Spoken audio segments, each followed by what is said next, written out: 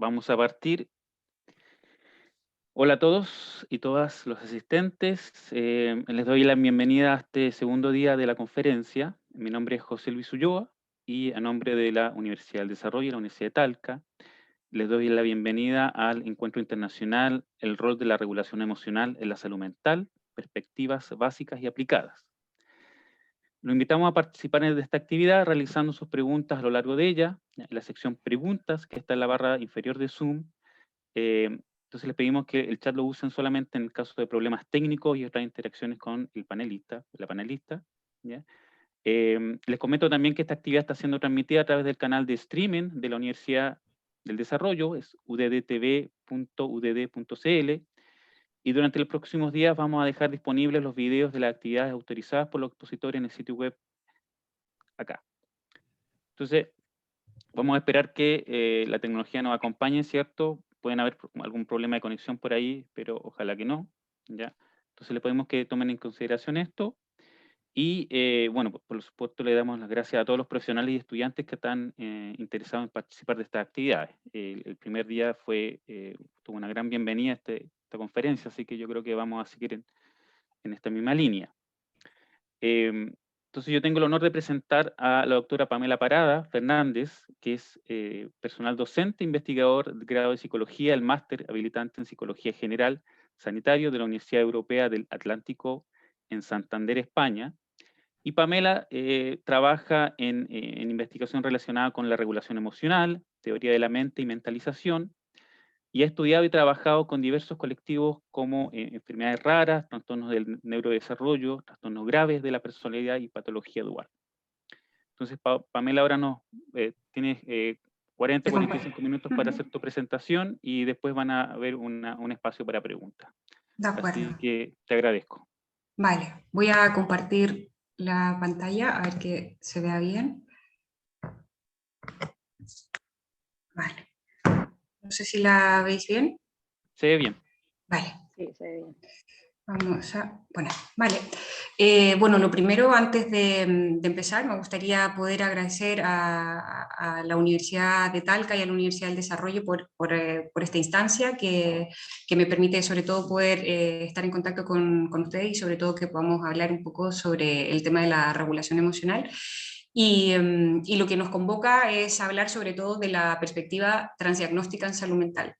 Lo que vamos a hacer durante estos 40-45 minutos voy a intentar que nos aproximemos a tratar de comprender lo de la perspectiva transdiagnóstica y por qué nos sugiere hablar o aproximarnos desde la regulación emocional y sobre todo su implicación directa o en relación a la salud mental. Para comenzar, yo he formulado una pregunta, bueno, ¿por qué el giro transdiagnóstico? ¿No? ¿O por qué hacer un salto o un cambio a aproximarnos a la salud mental?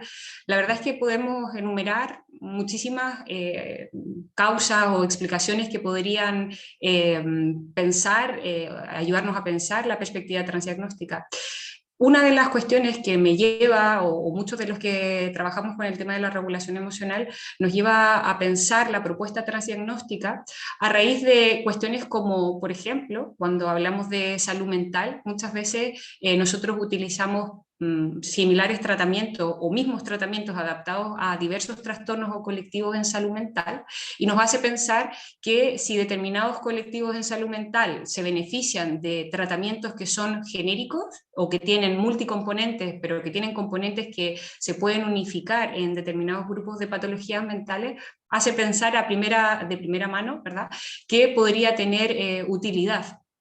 Pero no solo los mismos tratamientos para grandes cantidades de trastornos, sino que además lo que nosotros observamos, y es algo que en la mayoría de las ocasiones cuando se habla de una perspectiva transdiagnóstica, es que nos enfrentamos a una serie de dificultades que probablemente en el último tiempo comienzan a tener o cobran cada vez mayor sentido. Por ejemplo, cuando pensamos en psicopatología o en general en salud mental, observamos que hay numerosos indicadores indicadores o índices de comorbilidad psiquiátrica. De hecho, si revisamos cualquier historia clínica, indiscutiblemente podemos observar numerosos casos de personas con trastornos con los TCA, los trastornos de la conducta alimentaria, además diagnósticos comórbidos con trastornos de la personalidad, además, sumado a ello, trastornos de ansiedad, trastornos depresivos, y bueno, y si pensamos en cualquier otro grupo de trastornos mentales en general, observamos alta comorbilidad psiquiátrica.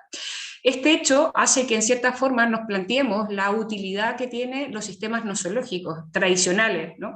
Y sobre todo yo, más que aseverar y afirmar una realidad que al menos me hace cuestionarme el sistema actual, es lo que nos planteamos en los sistemas de criterios diagnósticos tradicionales. Si pensamos con la aparición en el 2013, con la aparición del DSM, su última versión en el 5, o la CIE 10 en su última versión próxima de CIE 11, seguimos teniendo las mismas problemáticas que históricamente hemos tenido con las altas incidencias en comorbilidad psiquiátrica, que no se resuelve en los nuevos manuales de diagnóstico en los sistemas nosológicos.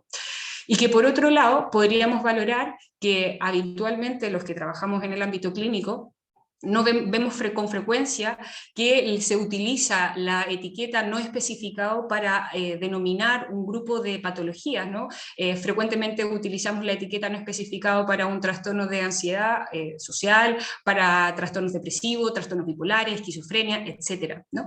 Lo cual nos lleva a preguntarnos cada vez más si cada vez más utilizamos etiquetas no específicas, ¿no? O no especificado, porque los sistemas categoriales tradicionales que propone el sistema DSM, a pesar de que nosotros lo hemos esperado con bombos y petacas y ladrillos, porque pensamos que iba a ser una aproximación distinta, empezamos a darnos cuenta que las mismas problemáticas siguen estando presentes.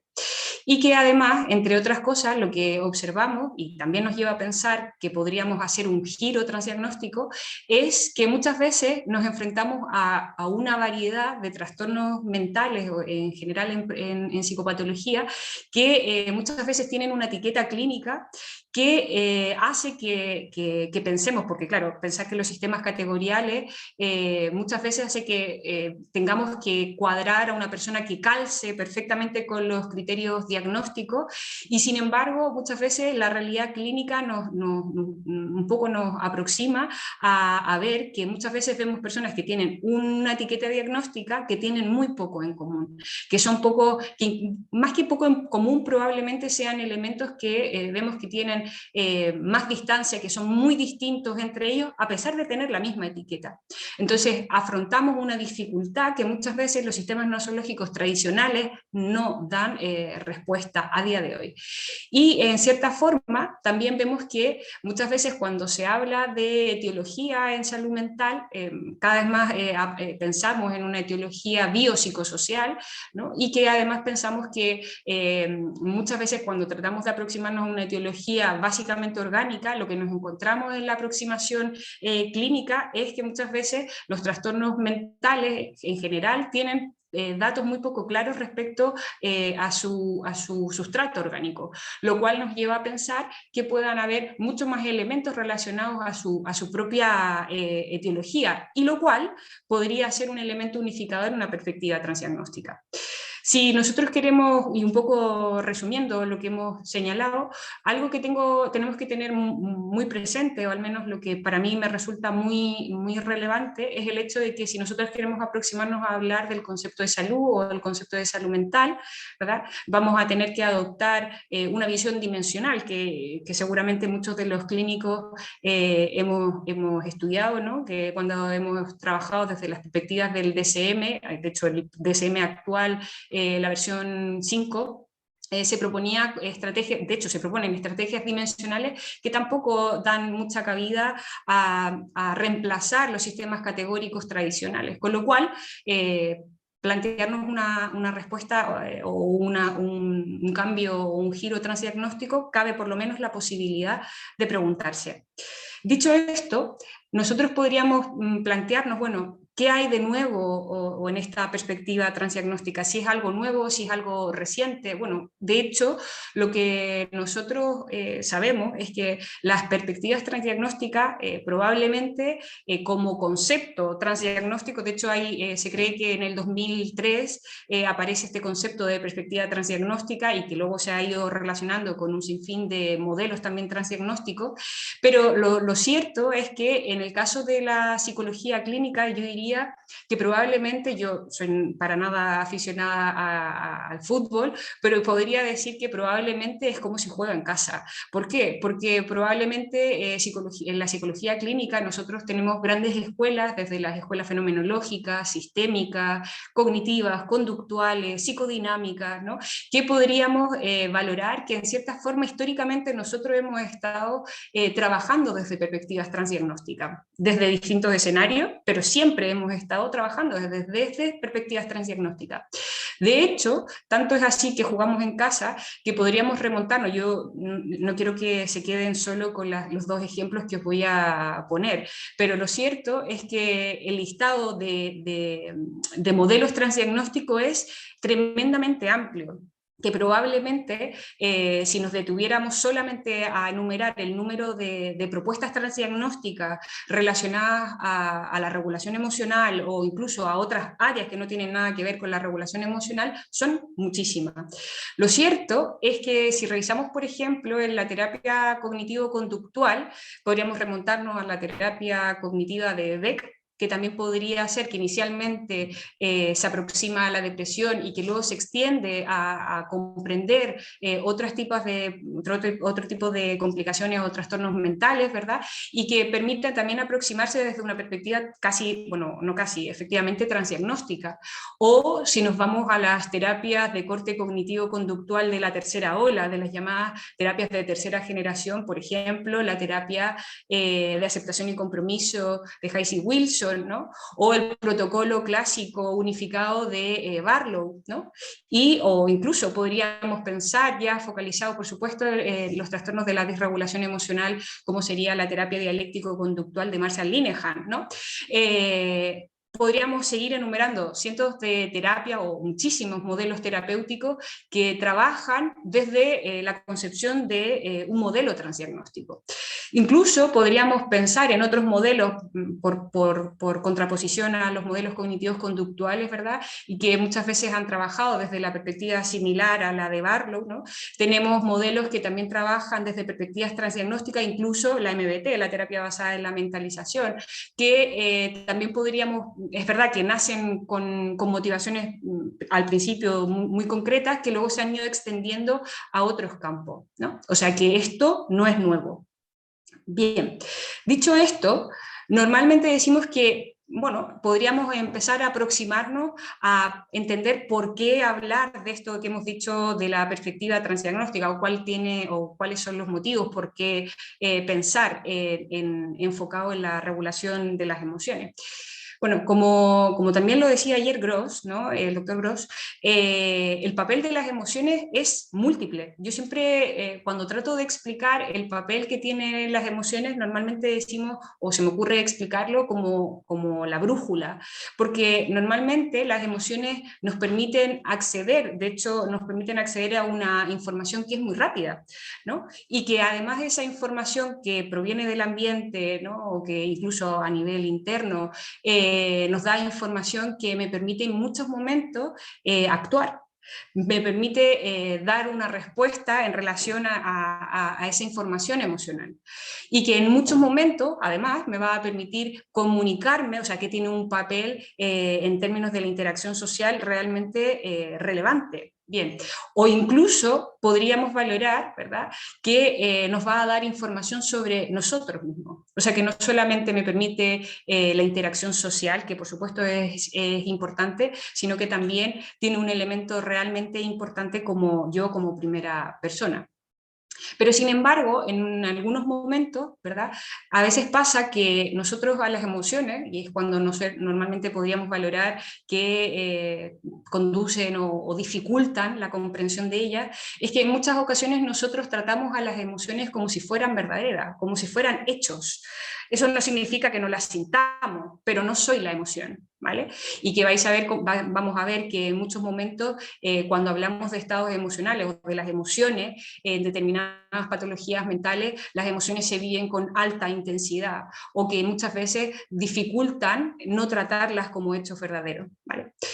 Bien, en este sentido, podríamos, algo que podría desprenderse de lo que estamos o estoy tratando de señalar, es si podríamos hablar de trastornos emocionales, entonces, ¿no?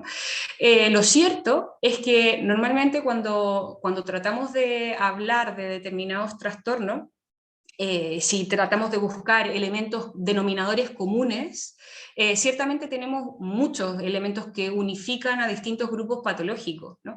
Pero sin embargo, y probablemente no sea solo la regulación emocional, pero es cierto que podríamos pensar que los trastornos de ansiedad también responden a trastornos emocionales, que los trastornos depresivos también tienen o no ponen en marcha estrategias que permitan regular el estado deficitario, el estado mucho más bajo afectivamente. O cuando pensamos en los trastornos de personalidad, trastornos de estrés postraumático, o derivado de los trastornos de personalidad, las propias conductas autolesivas o los intentos de suicidio, el consumo de sustancias. Todo esto podría ser entendido como una lectura de dificultad de regulación emocional, ¿vale? Es verdad que podríamos hablar de otras lecturas que también se podrían hacer, ¿no? Pero si lo pensamos en términos relacionados a los estados emocionales, sin duda podría ser una lectura.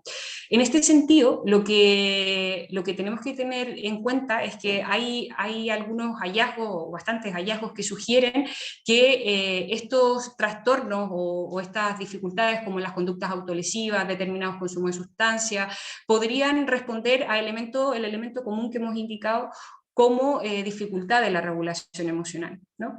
Y además, lo que vemos en muchas de las ocasiones en estos distintos trastornos mentales es que se produce un efecto paradójico. Claro, ¿cuál es el efecto paradójico que se produce, ¿no? en determinados momentos? Podríamos observar que en muchos momentos las personas tratan de ejercer control sobre sus estados emocionales en determinadas ocasiones, ¿no? Y que en muchas ocasiones cuando tratan de ejercer control, lo que ocurre es un efecto paradójico que les lleva muchas veces a incrementar los estados emocionales o los sentimientos que normalmente se tratan de evitar. O sea, es como que se magnifican. En este sentido, como resultado de este efecto paradójico, ¿verdad? Lo que produce es, normalmente, vamos a ver que en determinados casos también se producen otros efectos, pero en general podríamos observar que hay un incremento de la excitación fisiológica y que además va a haber un incremento del estado emocional, ¿no? O sea que cuanto más control, pensar en pensar, es ejercer control, ¿no? Tratar de no pensar es ejercer control. Tratar de no sentir también es ejercer control. Por tanto, eso incrementa, sin duda, la angustia psicológica, ¿vale? Es algo al menos que podríamos tener en cuenta en este contexto. Bien, además, algo que también podríamos seguir preguntándonos, ¿qué es la regulación emocional? Ya que todo el tiempo estamos tratando de pensar si estos grupos de trastornos mentales o de situaciones pueden ser conducentes a lo que denominaríamos posteriormente y que vamos a abordar como desregulación emocional. Vale, en general, la regulación emocional podríamos, y me imagino que a lo largo de toda esta jornada también va a ser algo que se recurra frecuentemente, pero la lectura que podríamos hacer de la regulación emocional sería esta capacidad que va a ser probablemente responsable de que nosotros podamos controlar, evaluar, modificar nuestras reacciones emocionales y que normalmente decimos que permiten que yo pueda dirigirme hacia un objetivo, hacia una meta. Les pongo un ejemplo. Normalmente, yo cuando tengo estrategias suficientes de regulación emocional, me permite que yo pueda disminuir, por ejemplo, un estado emocional negativo que probablemente lo siento con alta intensidad. Por ejemplo, cuando pensamos en trastornos límites de la personalidad, algo que les suele ocurrir con frecuencia, que tienen emociones negativas o estados emocionales negativos y se vuelve tan intenso, que en muchas ocasiones operan fuertes dificultades de regulación, ¿vale? Pero en este contexto somos capaces de regular. Y que además podríamos valorar como reducir un estado positivo porque probablemente el contexto no es adecuado para su representación. ¿Y qué pasa? Lo que ocurre es que se ponen en marcha estrategias de regulación emocional que vuelve que sea mucho más que bueno o malo, más efectivo, ¿vale? Entonces, en este contexto, ¿verdad? Valoramos que va a aparecer o sea, va a jugar un papel relevante en el funcionamiento psicológico de lo que observamos en distintos contextos en salud mental, la regulación emocional. Además, claro, el papel de la regulación emocional, muchas veces vemos que hay distintos elementos que podrían estar relacionados con la regulación emocional. Por ejemplo, no sé si han escuchado el concepto de mentalización, que es algo que hace algún tiempo, tanto en los grupos por otro lado, que estudiamos nosotros aquí, la terapia dialéctico, y por otro lado, la MBT, la basada en la mentalización, hemos observado que la mentalización también tiene un papel importante implicado en la regulación emocional. De hecho, como concepto, para que lo tengamos en cuenta, me va a permitir tener una capacidad reflexiva sobre mi propio comportamiento y sobre el otro. ¿Vale? Y que normalmente me permite diferenciar esto que hemos dicho anteriormente, que aquí lo vamos a denominar como una realidad afectiva, que los sentimientos son meros sentimientos, que los pensamientos son meros pensamientos, y no nos fusionamos, ¿no? Como si fueran realidades, ¿no? Y que normalmente aprendemos que son estados transitorios. Bien, entonces, en este sentido, ¿verdad? ¿Qué es lo que, o por qué les estoy hablando ahora de la mentalización? Bien, porque la mentalización me permite reflexionar respecto a sentimientos, respecto a objetivos, respecto a creencias, respecto a los deseos, mis deseos, los deseos del otro, respecto a las necesidades, ¿no? Y que ciertamente me permite estar, como lo que decimos normalmente, tener la mente en la mente, estar constantemente pensando y reflexionando sobre los estados mentales, bien, que muchas veces requiere un proceso mental de atención. La pregunta sería ¿por qué? Porque normalmente requiere que yo pueda prestar atención, detenerme a pensar, ¿verdad? Sobre el estado afectivo, sobre el pensamiento, sobre los eventos privados, ¿no? Bien, y que en ese sentido requiere una actitud de curiosidad, que seguro que si hay profesionales que se dediquen a temas de mindfulness, ¿no? O de conciencia plena, también lo vemos muy claramente, esta aproximación con apertura y curiosidad. ¿Hacia qué? Bueno, en el contexto de la mentalización, hacia los demás, hacia mi propia experiencia, ¿verdad? Incluso algo importante es tolerar la ambigüedad, tolerar que muchas veces los eventos, los estados mentales son míos, y que muchas veces, por más que crea tener la certeza de lo que le ocurre al otro, lo que desea, lo que quiere, lo que necesita, tengo que saber tolerar que puede que no sea lo que yo creo en relación al estado mental del otro, ¿vale? Bueno, no me voy a detener en exceso aquí. Pero bueno, ¿por qué cuento esto? Porque lo que vemos es que muchas veces la mentalización también parece ser que nos ayuda a procesar actitudes que son negativas, ¿no? Y que normalmente se dirigen hacia nuestro propio self. Les pongo un ejemplo rápido para no detenerme mucho en esto. Imaginar que nuestra pareja o padres, madres, ¿no? Tiene problemas laborales, un día mal, en el cual ha tenido problemas con el jefe o la jefa, ¿no? Y llega a casa, ¿no? Y llega de mal humor, ¿no? ¿Qué pasa? Normalmente la mentalización, o incluso vamos a ver también derivado de la regulación emocional, juega un papel muy importante, porque permite que comprendamos que a pesar de que nuestra pareja o nuestros padres, si pasa en la situación así, comprendemos que no tiene que ver con nosotros, comprendemos que esa hostilidad en la que se ha visto representada en casa, no es una actitud que se representa hacia nuestro self. Por tanto, podríamos decir que nuestro self se interioriza adecuadamente. Vale. Teniendo en cuenta esta idea de la mentalización, ¿verdad? Yo me gustaría que solamente detenerme un momento. Yo es algo que vengo estudiando hace algunos años, y lo que vemos es que en distintos contextos hemos visto que cuando estudiamos la mentalización en distintos contextos de disregulación emocional, entendiendo en el más amplio espectro de la palabra de disregulación, hemos observado que, por ejemplo, tener estados de desesperanza o que podría ser incluso el símil de la depresión, derivado previamente, evidentemente, de acontecimientos vitales estresantes, la mentalización juega un papel muy, muy importante, al igual que cuando pensamos en los estilos de apego, ¿verdad? Que normalmente son los inseguros, evitativos, desorganizados, ¿verdad? Y que producen como consecuencia, o bueno, más que consecuencia no sería quizás lo más correcto, pero sí que influirían en una disregulación emocional.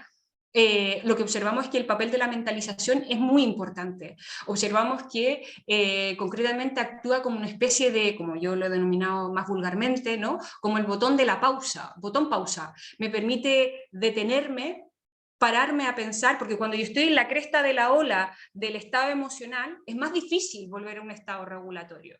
Pero sin embargo, cuando nosotros hemos estudiado, por ejemplo, el papel de la mentalización, permite que podamos poner entre este estado lineal, entre el sentimiento y la acción, una pausa que me permite reflexionar sobre el estado afectivo. Lo cual, esto sugiere, más allá de si es la terapia basada en la mentalización, porque seguro que hay más terapeutas oyendo esta presentación, la mayoría de las terapias y la psicoterapia tienen en común que utilizan en cierta forma la mentalización. Siempre estamos reflexionando lo que pasó, por qué, qué sintió, qué le llevó a pensar, ¿no? Este acto reflexivo lo podemos ver que permite que yo me pare a observar mi estado, que permite incluso regular lo que vemos en determinados en otros contextos de terapia, más allá de la terapia basada en la mentalización, ¿vale? Bien, como elemento a tener en cuenta. Dicho esto, entonces podríamos aproximarnos a la desregulación emocional en el campo clínico. Claro, en general, esto requiere mucho más detenimiento, pero sí, como un lineamiento global para la presentación, me vale entender que la desregulación emocional, por tanto, puede ser por múltiples o de múltiples formas. Yo puedo tener desregulación por ausencia de activación, que es un poco lo que yo les decía y les he contado anteriormente, que, por ejemplo, a pesar de tener estados de disforia o estados que decrecen del estado tímico, ¿no? Que son mucho más bajitos, probablemente no pongo en marcha estrategias que me permitan volver a un estado, vamos a denominar basal, ¿no? En términos regulatorios. O incluso podríamos ver disregulación por déficit de eficacia, que, por ejemplo, en el caso de la ineficacia de regulación, que normalmente vemos que los déficits de estas habilidades no permiten operar de forma efectiva, vuelvo a decir, no buena ni mala, sino efectiva en este contexto, como podría ser un ejemplo en trastorno estrés postraumático. O incluso por desregulación por empleo de estrategias disfuncionales. Se me ocurre en el caso de los trastornos de personalidad límite concretamente, ¿no? Que podríamos pensar que algo que les pasa habitualmente a los pacientes con trastornos de la personalidad límite es que muchas veces ponen en marcha estrategias de regulación emocional que lo que hacen es empeorar la situación, ¿no? Que muchas veces ponen estrategias disfuncionales como cortarse, como la conducta autolesiva para volver a un estado regulatorio, ¿vale? Que es lo que vamos a ver en el ejemplo siguiente. Claro, un ejemplo, si pensamos en el caso de los trastornos de la personalidad, lo que vemos es que cómo podríamos llegar a entender que los pacientes con trastornos de la personalidad utilizan las estrategias de regulación emocional cuando no se sienten bien, cuando tienen emociones abrumadoras o cuando tienen emociones tremendamente amenazantes. Normalmente lo que vemos, esto es mucho más de lo que les voy a mencionar, pero lo que vemos es que normalmente los pacientes con trastornos de la personalidad utilizan las autolesiones, tienen tienen un momento álgido en el que entran en la emoción, ¿no? Y la única forma de deshacerse de ese estado emocional es utilizando probablemente conductas como cortarse, quemarse, ¿no? O incluso podríamos ver el intento de suicidio como una conducta de autorregulación, podría ser leída también. O incluso el enfado con ellos mismos o con los demás, que eso aparece comúnmente. O la explosión de la ira, que es algo común también en trastornos de personalidad límite, consumo de drogas, sexo, compras. Todos estos elementos podríamos hacer lecturas como dificultades de regulación emocional. Por ejemplo, nosotros en los módulos de terapia dialéctico-conductual recogemos estrategias que busquen la regulación, ¿verdad? Que no tengan que utilizar, los pacientes siempre hacen lo mejor que pueden con las estrategias que ellos cuentan en el momento. Y por tanto, muchas veces estas son las únicas formas de poder liberarse, muchas veces quieren liberarse del malestar, ¿no? Bien, entonces lo que suelo resumir o lo que suelo pensar con todo este tipo de ejemplos de regulación emocional o de estrategias de regulación emocional, normalmente para nosotros como clínicos, ¿verdad? Prestamos mucho más atención a la conducta final, que sin duda nos preocupa, ¿no? Si un paciente viene a consulta y nos dice que está pensando, tiene ideación suicida, ¿no? O que en el último tiempo se corta. Nosotros podríamos pensar que sin duda es importante esa acción, ¿no? Pero detrás hay elementos tremendamente importantes, no solo el resultado final. Nosotros, por ejemplo, en terapia dialéctico hacemos un análisis en cadena. Antes, para que la persona pueda ver que esto no es una cosa que al principio parece todo muy automatizado, ¿no? Pero requiere pararse a pensar, requiere pararse a mirar, a observar con curiosidad, ¿no? Que incluso en distintos otros modelos terapéuticos también se recoge de una u otra manera. Bien, en general, la disregulación emocional, ¿verdad? Nosotros lo que vemos es que tienen muchas veces la disregulación emocional se debe a que los pacientes en distinta índole, en distintos grupos de afecciones, tienen graves dificultades para tolerar el malestar, tolerar la emoción como la experimentan, tener ansiedad, tener incluso sensaciones de angustia, ira, ¿vale? Bien, y que muchas veces podríamos ver graves dificultades para identificar también la propia experiencia emocional. Vemos que esto también es muy claro en trastornos como trastornos de la personalidad, pero también en otros grupos de trastornos, donde vemos dificultades de incluso etiquetado emocional, ¿no? O dificultades para regular la activación fisiológica. No sé si alguna vez han visto el margen de tolerancia. Normalmente uno se mueve en un margen de tolerancia que en muchos momentos permite, si me paso de este margen de tolerancia me voy a la disregulación o me voy a estados como de hipoacción, ¿no? Bueno, entonces las dificultades de activación la dificultad de poner en marcha estrategias que permitan regular la activación fisiológica es algo que frecuentemente también observamos, o la dificultad de identificar un repertorio variado de emociones. A veces en muchos de los trastornos que podríamos relacionar como trastornos emocionales tienen un repertorio a veces muy limitado. Y esto requiere que nosotros podamos recoger estas dificultades para también ayudarles en cierta forma a desarrollar estrategias regulatorias, ¿no? Presentan dificultades de tolerancia, de frustración o incluso a los imperativos impuestos por otros, que esto también es bastante frecuente, dificultades para resolver problemas o dificultades para tolerar el afecto positivo. Por ejemplo, en los trastornos límites de la personalidad, algo muy común que podemos observar, además de que podríamos observar todas estas dificultades de tolerancia al malestar, al afecto negativo, algo curioso que cuando les pasa que cuando lo están pasando bien, están disfrutando de una actividad, se sienten culpables, ¿no?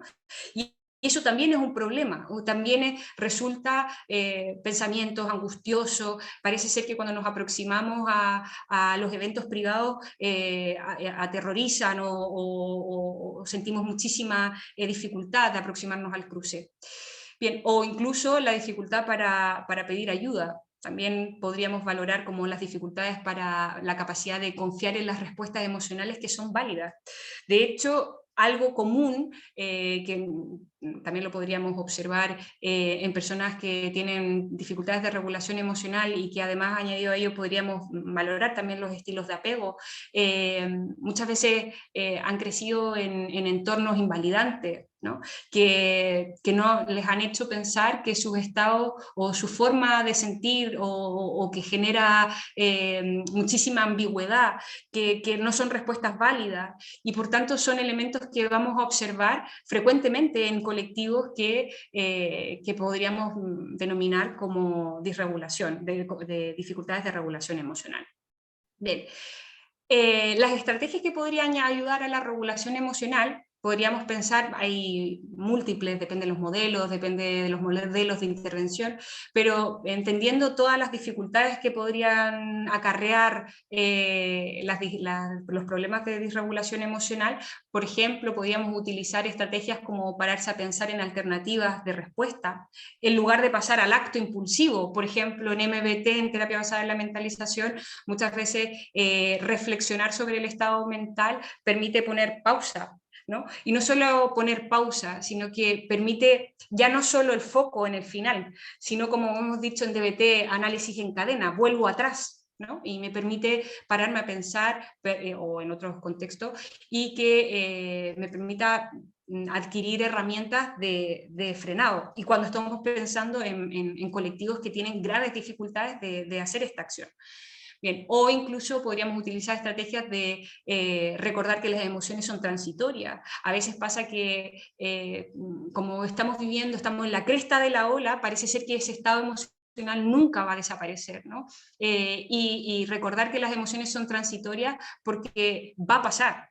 Y esta intensidad va a desaparecer, va a decrecer. Y sin embargo son momentos en que cuando estamos en la cresta de la ola no somos capaces de ver, ¿vale? Son estrategias específicas.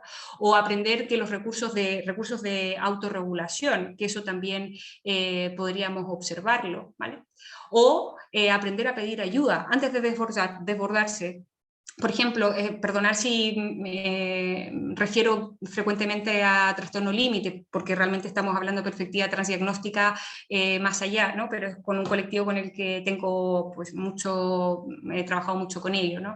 Y lo que observamos es que muy frecuentemente tienen dificultades de pedir ayuda y a veces tienen dificultades de pedir ayuda o piden ayuda de una forma poco adaptativa, ¿no? Entonces, son estrategias que pueden facilitar la regulación emocional. Dicho esto, claro, me gustaría como elementos importantes antes de que vayamos aproximándonos al fin de la presentación. Cuando pensamos en toda esta idea que he tratado que veamos de la regulación emocional, de la disregulación emocional en distintos colectivos en salud mental, lo que nos lleva a pensar que además pueden tener elementos en común, se debe a que la mayoría de las veces se plantea esta idea estructura o estructural que padecerían o que tendrían en común los trastornos emocionales, ¿vale? Como por ejemplo, se cree que habría una estructura dimensional que sería frecuentemente de observar en distintos colectivos de salud mental. Por ejemplo, yo les he puesto el efecto negativo como la afectividad negativa, como sería el neuroticismo, estudiado por Eisen o Macrae Costa, y la afectividad positiva, que sería como derivado de la extraversión. Pero normalmente lo que observamos es que los trastornos de tipo emocionales aparentemente predominaría un estado afectivo negativo, más la tendencia del neuroticismo. Y que además podríamos observar una hiperexcitabilidad, sobre todo de las estructuras límbicas, e incluso podríamos observar una dificultad importante en algunas estructuras corticales, que según la perspectiva transdiagnóstica es la que nos lleva a pensar que podría haber como un punto de ancla o un punto de unificación.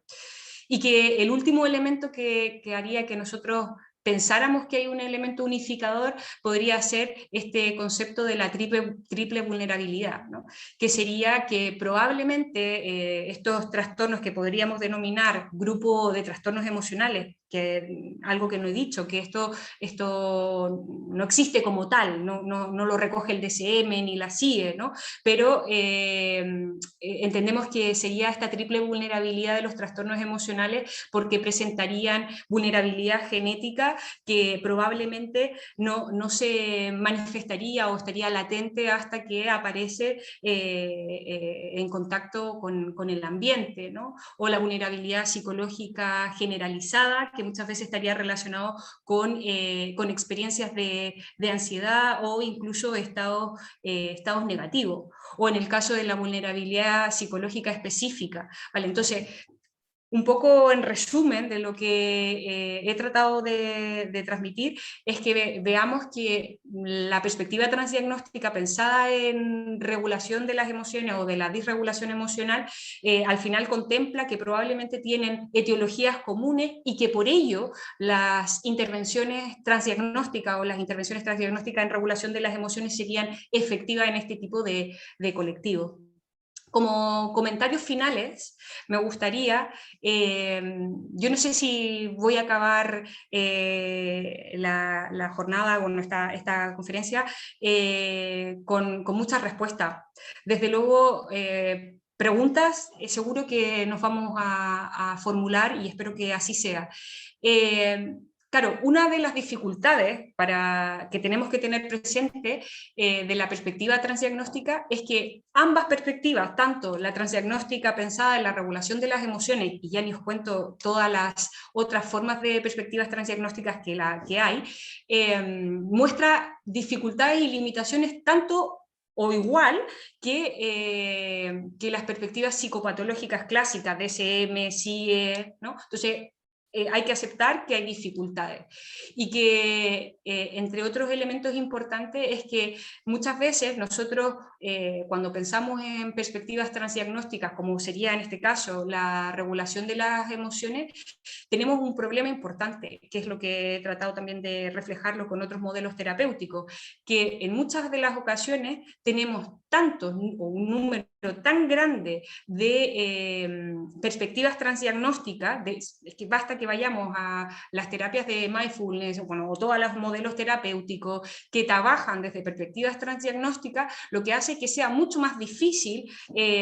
poder llegar a unificar elementos de como esta gran perspectiva transdiagnóstica. Pero sí tenemos claro que la evidencia sí nos demuestra o lo que sugiere es que los elementos de regulación emocional en salud mental juegan un papel clave. De hecho, hay varias iniciativas en colegios, de hecho aquí también en España hay varias iniciativas de regulación emocional desde que son chiquitines en colegios porque entienden que tiene un impacto realmente importante. Y que además tenemos que tener en cuenta que es una perspectiva que surge desde la psiquiatría clásica. Entonces, claro, al sujetarnos o afirmarnos en una perspectiva clásica tradicional de la psiquiatría o de la psicopatología, hace que muchas veces también tengamos dificultades de enfocar y ver hacia el camino que queremos dirigirnos en una perspectiva transdiagnóstica. Y que además, algo importante que yo lo formulo como una pregunta, es, ya que tenemos todas estas dificultades, que son una realidad, podríamos plantearnos si podríamos codificar o podríamos proponer una dimensión general, algo más general. No sé si es la regulación emocional, ojalá que lo sea, ¿no? Porque nosotros lo trabajamos lo articulamos desde ahí, ¿no?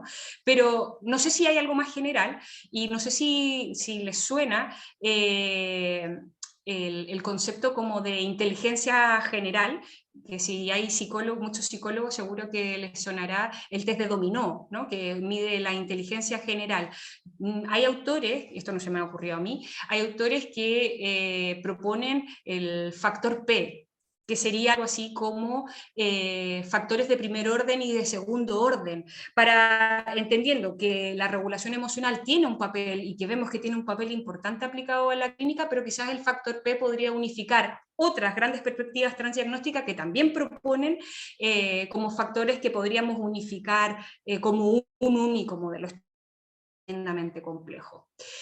Y que, bueno, yo este es un campo que no conozco y perdonar, tampoco me atrevo a opinar mucho al respecto porque tampoco trabajo con este colectivo y la verdad es que me veo muy lejana a él, pero sí es verdad que hay metaanálisis y hay revisiones sistemáticas que sugieren que los trastornos del espectro psicótico podrían, y yo por eso no lo afirmo categórico, podrían sugerir que se queden como fuera de los modelos transdiagnósticos, lo cual yo tampoco me siento capacitada de discutirlo, lo que sí el resto de trastornos que hemos mencionado, sin duda, pero aquí es un área que no conozco.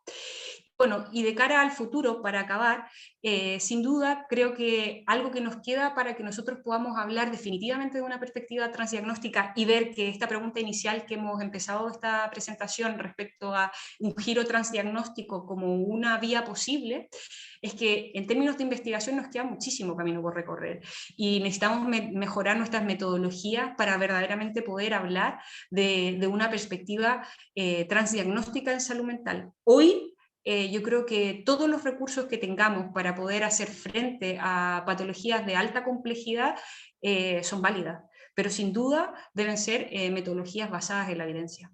Muchas gracias. Bueno, no sé si los mediadores y mediadoras me van a ayudar Sí. a gestionar las preguntas. Sí, muchas gracias, Pamela.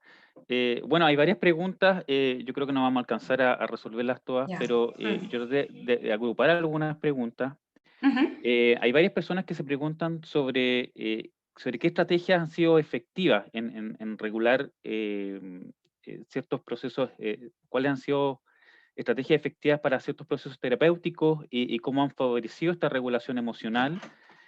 Sobre todo, por ejemplo, en el contexto de la pandemia, sobre todo también en los niños, ¿qué ha sido efectivo en ese sentido? ¿Qué podría ser efectivo? Bueno, voy a poner un ejemplo, aquí en España durante la pandemia, que es algo que nos une yo creo que a nivel mundial todos, que estamos viéndolo en más o en menor medida, pero lo estamos viviendo, se han puesto en marcha programas de acompañamiento, por ejemplo, en población infantil, que se han adaptado estrategias que, por ejemplo, se utilizan en terapia dialéctico, que podrían resultar útiles. Es verdad que no está pensado en un colectivo con una psicopatología grave como la que estamos planteando, pero sí es verdad que las estrategias pueden resultar útiles como habilidades, ¿no? Acciones que pueden resultar sencillas, ¿no? Sí. Perdona. Estrategias que pueden resultar sencillas para intervenir tanto en población infantil como en adultas, como por ejemplo lo que se ha visto que tiene bastante utilidad son estrategias de mindfulness o estrategias de conciencia plena que nosotros podemos utilizar, que son aplicados tanto a adultos como a población infantil. Evidentemente las tareas o las actividades son enfocadas de forma distinta, pero sí es verdad que han mostrado que podemos acceder de forma mucho más fácil. Bueno, no sé si más fácil, pero probablemente porque eso requiere entrenamiento, pero sí es verdad que son fáciles en el sentido de que podemos ponerlas en marcha con mayores recursos, que no sé si, yo me imagino que en Chile también se oirá las estrategias de mindfulness o de conciencia plena que se ha visto que funcionan muy bien. Y en esto, bueno, en general, lo utilizamos en distintos modelos terapéuticos. Súper. Hay otras preguntas que apuntan, por ejemplo, a la idea de cómo uno podría acompañar a una persona que está desregulada y si también es un poco en esa línea, si una persona se podría autorregular. Si una persona se podría autorregular. Autorregular. Por ejemplo, en terapia basada en la mentalización, cuando nosotros, o incluso me gusta hablar de varios modelos porque hay elementos que son comunes, a pesar de que pueden ser fronteras un poco peliagudas, yo diría que en muchos momentos nosotros nos podemos parar, podemos ejercer control o, bueno, o podemos autorregularnos. Claro, pero eso muchas veces lo hacemos bien y en otros momentos lo hacemos con mayor dificultad. Ciertamente yo lo que observo es que cuando nosotros hablamos de regulación emocional y estamos en la cresta de la ola, cuando tengo alta intensidad, siempre suele ser mucho más difícil, porque estoy viviéndola con la emoción con mucha intensidad. Pero sin embargo, las estrategias de autoobservación, ¿no? Cuando esto que parece muy técnico, el análisis en cadena, uno sí lo puede hacer. En terapia basada en la mentalización, cuando reflexionamos sobre me detengo, hago una parada, miro lo que estoy sintiendo, lo que estoy pensando, incluso antes. Claro, son ejercicios que me permiten que yo pueda establecer estrategias regulatorias. O, mirar, algo más sencillo se me ocurre. Uno puede hacer una acción opuesta. Por ejemplo, cuando uno tiene miedo, ¿no? Uno podría esconderse, que es como un efecto lineal, causa-efecto, ¿no? Digo, tengo miedo, me escondo, pero yo puedo hacer una acción opuesta, y mira qué sencillo es, ¿no? Bueno, sencillo relativo, pero me refiero a que puedo hacer, si la acción es derivado del miedo de esconderse, bueno, pues no me escondo, me expongo. Acción opuesta son estrategias que normalmente utilizamos también como elementos regulatorios, o sea que podría, y de hecho lo vemos, las personas utilizan estrategias de autorregulación, unas más eficaces que otras en términos de las dificultades que pueden conllevar, pero sí, sin duda, puedo utilizar estrategias para regularme. Súper. Muchas gracias, Pamela. Bueno, hay varias preguntas. Voy a ir viendo qué preguntas se alcanzan a responder. Estamos más o menos en el tiempo. A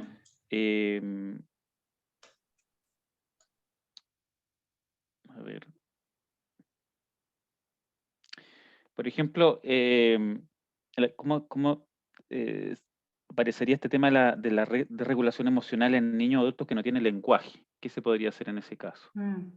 Claro, entiendo que si tienen, yo es un colectivo con el que nunca he trabajado con personas que tienen problemas en el lenguaje, pero sí es verdad que podríamos observar probablemente conductas, se me ocurre personas con TEA, ¿no? Con trastorno espectro autista, que puedan tener dificultades o no tener TEA y tener problemas en el lenguaje. Yo lo que vería en ese contexto es que, de hecho, aquí hay varias experiencias que trabajan que han trabajado, que tienen la particularidad que muestran conductas desreguladas. Claro, probablemente estas habilidades o estrategias que nosotros podíamos emplear probablemente tengan que ver con más estados sensoriales, ¿no? Ya no solamente, y que realmente entiendo que no tienen dificultades auditivas, con lo cual podrían perfectamente seguir, como por ejemplo en terapia de aceptación y compromiso utilizan estrategias de defusión, ¿no? que podrían seguir perfectamente a la hora de utilizar un tipo de estrategia, ¿no? O sea que en ese sentido no sería complejo, pero no es una área que haya trabajado. Genial. Bueno, a lo mejor una última pregunta. Hay varias preguntas que se enfocan en los niños. Entonces hay una persona que sugiere que, por ejemplo, identificar las emociones que están detrás de las conductas de los adultos. La pregunta es si servirá en los niños ¿Me también. puedes repetir la pregunta? La idea es que en los adultos, al parecer, es útil identificar las emociones que están detrás de ciertas acciones, de ciertas conductas. Sería útil también en el caso de los niños. Bueno, pero incluso el lenguaje también de los niños. Entender, claro, en el caso de los adultos, nosotros entender qué hay detrás implica un acto también reflexivo, tener un acto, incluso procesos mentales también que requieren también de elaboración, pero aún así, en el caso de la población infantil, dependiendo del margen de edad, probablemente podríamos utilizar más que en adolescentes probablemente tenga más sentido, que se aproximen como en el caso de los adultos, pero cuando son más pequeñitos podríamos explicarlo también. De hecho, hay protocolos concretos para población infantil que hace prácticamente lo mismo, pero ya no lo ejemplificamos en el mundo adulto y podría tener utilidad. Al final tiene que ver como que a veces uno, esto de entender que tus estados emocionales muchas veces uno cree tener una emoción y a veces derivan emociones secundarias, ¿no? Y bueno, en el caso de los niños, esa información puede ser reducida o puede ser adaptada a la población infanto-juvenil perfectamente, pero es verdad que podemos utilizar otro tipo de estrategias. Súper.